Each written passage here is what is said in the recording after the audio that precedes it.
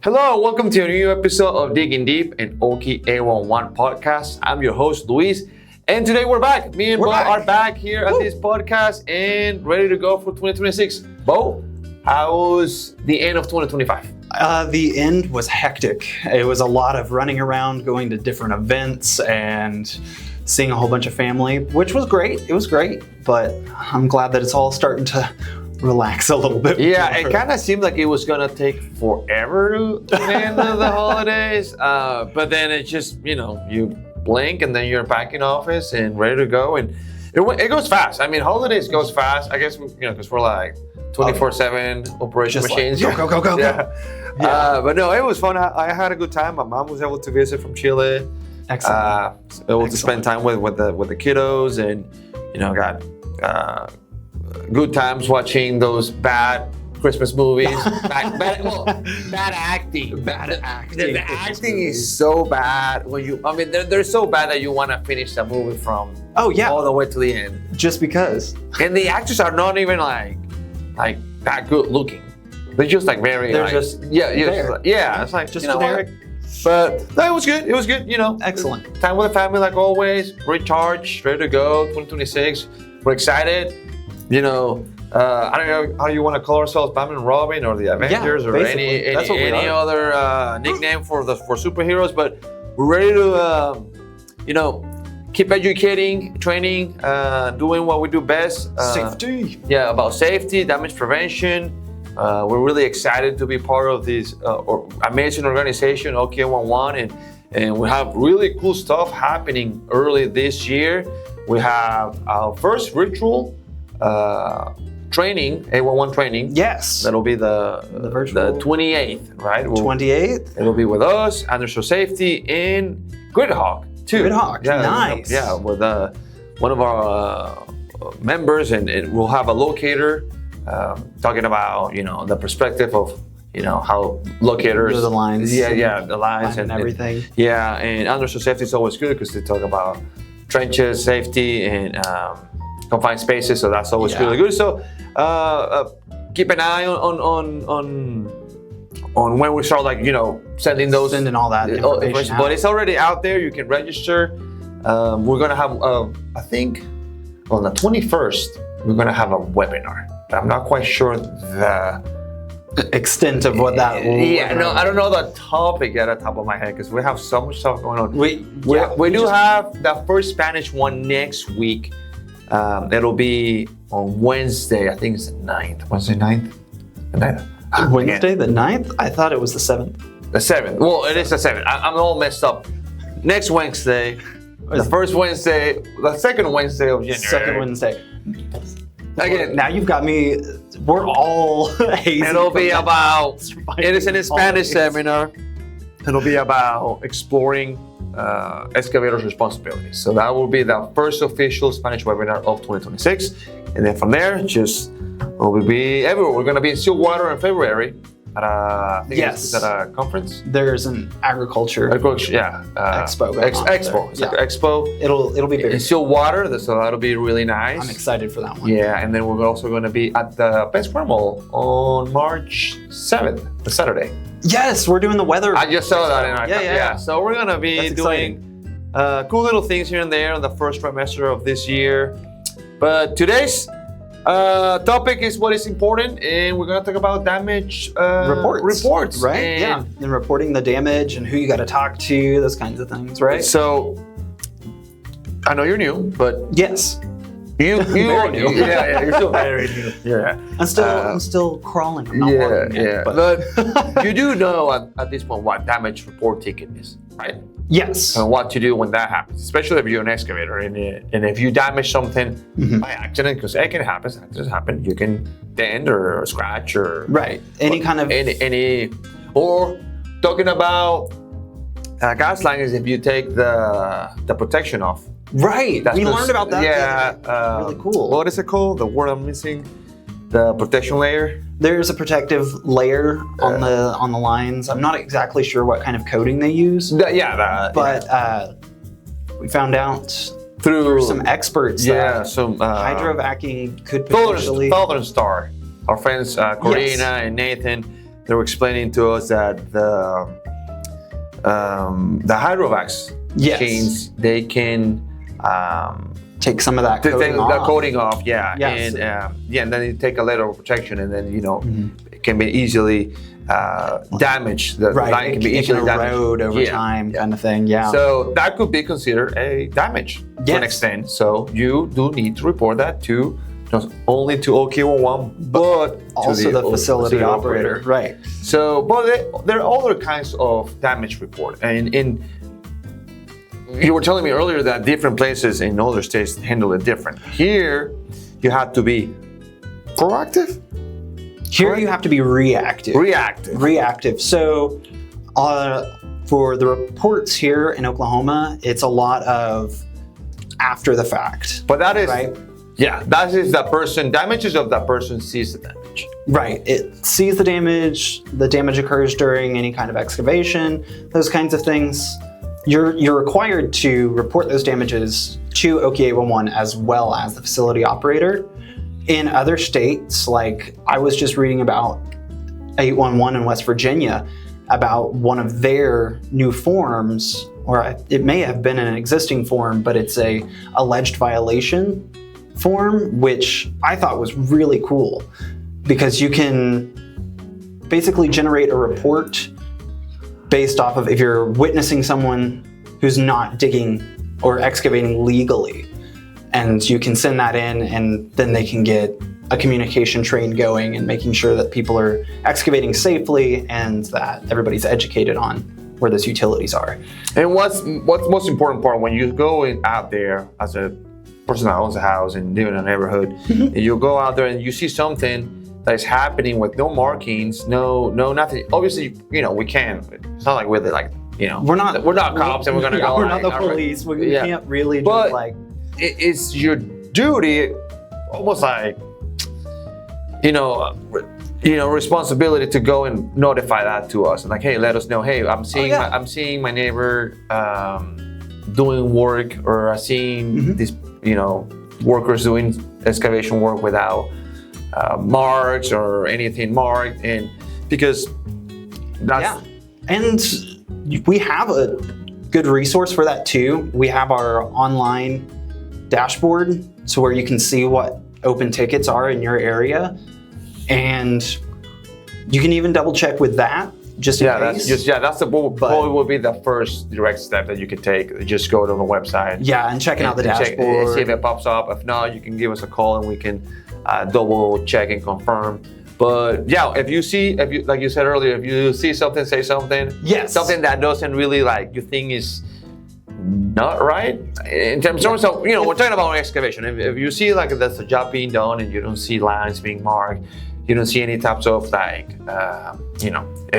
you see that they have a big excavator machine and trying to dig and you don't see anything around it, no colors or anything, at least a yellow color, that would be the scary one. If that would be the scary one for sure. Give us a call, let us know, report it if you can, try to tell your neighbor, educate them. I mean, I think what we want every day and every year and as we grow is we create a domino effect. Like I educate you, you educate them, and then they educate the next person. It's to create this new habit behavior as well. It sounds weird, sounds like psychological, but the education part kicks in is because we want to create a new behavior in this industry, and that people take the necessary measures, the safety measures, to keep everybody safe and to prevent damage. Right. We're expanding a culture of safety. Right.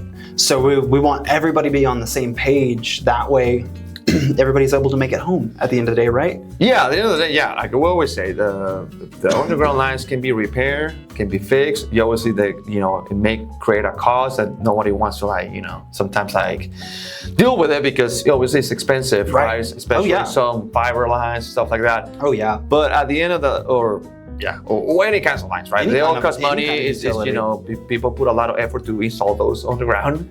But at the end of the day, what's really important is to keep people's life safe, and because we can't resuscitate anybody.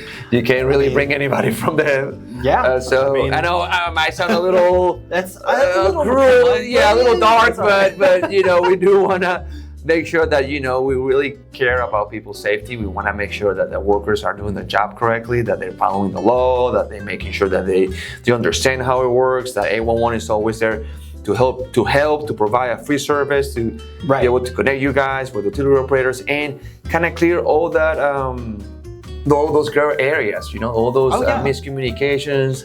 And like, it's okay not to know, right? Because I knew nothing coming into this, and learning as much as I've learned has been great. And to be honest, it's free. It's like free. It's like Facebook. You just it's free, and call or get on the website. It's 24/7.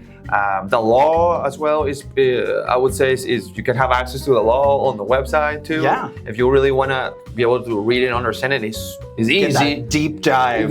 It's easy to be honest. It's not, because usually when you hear a law, it sounds, you think it's complex, right? Because the terms and all of that. It can feel really robotic. But this law is pretty it's pretty short. Short, and it's easy to read and understand. Right. From my opinion, I mean, me as a second language, that's very good. Yeah, that's very good. Yeah, if I understand it, I think anybody can take a quick look. It's only 3.5 pages, maybe 4. Yeah. At the end of the guide. And again, going back to the guide, we're gonna have a new guide updated for this year. Yes. And we're gonna have it in Spanish too. So once again, we're trying to close more of that gap of miscommunications, language barrier. We're gonna rocking it, Luis. Hey man, we're trying. Once I get the confirmation from the original guide, we're gonna have the other one, then the Spanish one ready to go. Love it, and ready hopefully for the expo as well, for our expo in 2026, April 1st and 2nd. Ooh, April. That's gonna be here, at the Metro Tech in Spring Lake? Yeah, Spring Lake campus. Yeah. But going back to damage report, what else do we need to do to be proactive when it comes to damage report? I mean, damage report sometimes, and I'm going to ask you this, what happens if we don't report the damage? You don't report the damage? Well, it's going to be found out one way or another, because utilities are going to be servicing something, right? That's why they have their pathways that they have. And the utility companies can find out pretty easily what happened when. Yeah. And it won't necessarily take them long to figure out what's happened. But we also have to think about if you don't report a damage. If you don't report a damage. And obviously we're not going to talk about liability, but if somebody else comes in to do a job on the same area and then sees the damage, then it's like, well, that wasn't me. Right. It wasn't, So yeah, you can observe a damage and report it. Yeah. So it's always better to be responsible and and be honest. Hey, this was me, because not only that, what if the next person that's doing the job in the same area, the same work site later on, maybe a couple months after or a year after, and by accident hits that line, but that line is already it's weakened. Right. Then just one slightly hit, it can create. It could do anything. Right. So you might not have a problem at that moment if you're the first time to create the damage, but the second person that comes in could be the one who could be at serious risk. Or not only him, whatever property is nearby, or what if it's just one little beep and then gas has coming out and then intoxicates everybody, or there's a lot of stuff that can happen. I think we're always, as people, we always have a hard time to be honest, and we don't want to put blames on anybody, but you, in this type of industry, you do have to take full responsibility when you make a mistake. It's just part of the job. It's you. How do they say? If you break it, you own it. There's a saying that break it, you buy it. Well, no, it's like you own your own it. Like, own it. Own your problems. If you.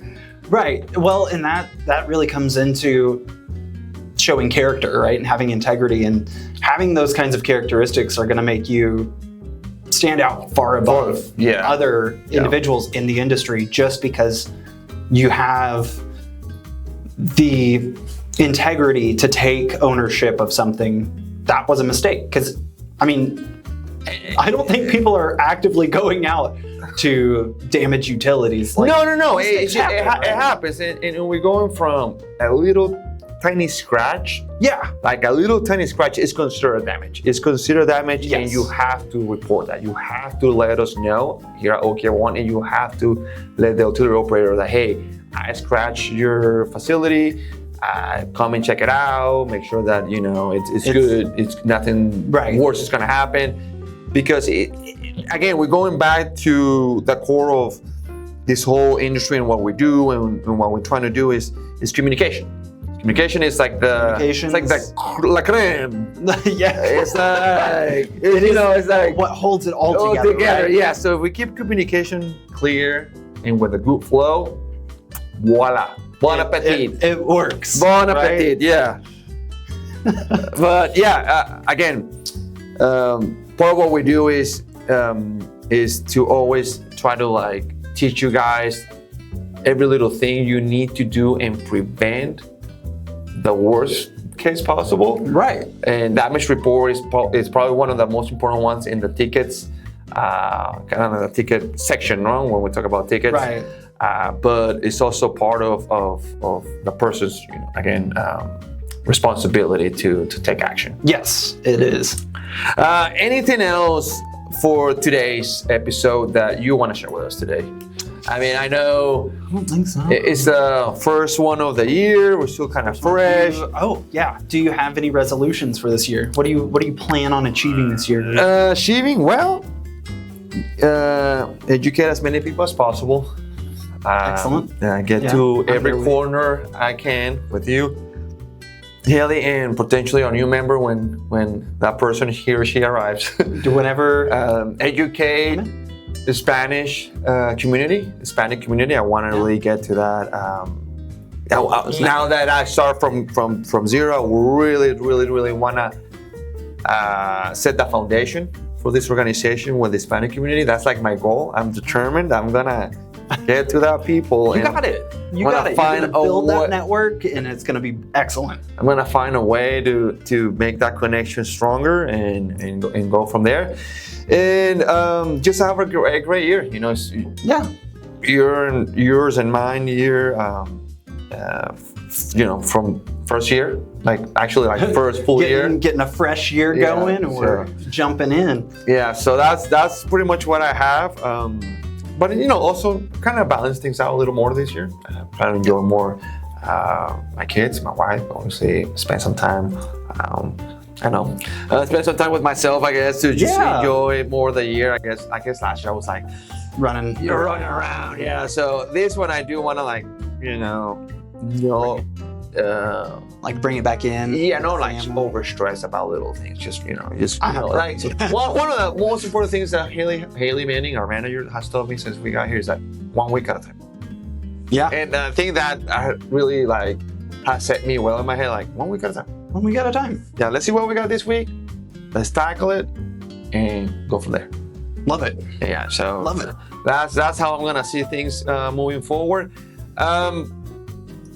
What else? I was gonna say. When are you gonna have the mustache? The mustache? Not yet, but I do need to shave. I think I look. Yeah, I look. No, the mustache, man. I look kind of not taken care of, but yeah, I do have to shave soon. Thank you again for being here with us. Absolutely. We'll have. Before we go, we're gonna have a really good episode, potentially in February 6th, with Nathan. I forgot his last name. Nathan from Southern Star. Yes, but I forgot his. I forgot his last name. But anyway, great guy. He's gonna talk to us about gas lines, obviously, and how to prevent damage to those gas lines. I think you're gonna talk about a couple of different cases. Yeah, cases. We're gonna try to bring up real cases that have happened. Maybe some anecdotes. Yeah, he's more about what he has experienced in his career, working Southern Star. A great guy. We got a chance to meet him a couple of weeks ago. He's awesome. And amazing guy. So he'll be able to tell us a little more on how to prevent damage to those underground lines and how work the right way around those as well. So again, thank you for being here with me, Bo. It's always a pleasure. We'll see you guys on the next episode. Thank you so much, and stay safe every day you can.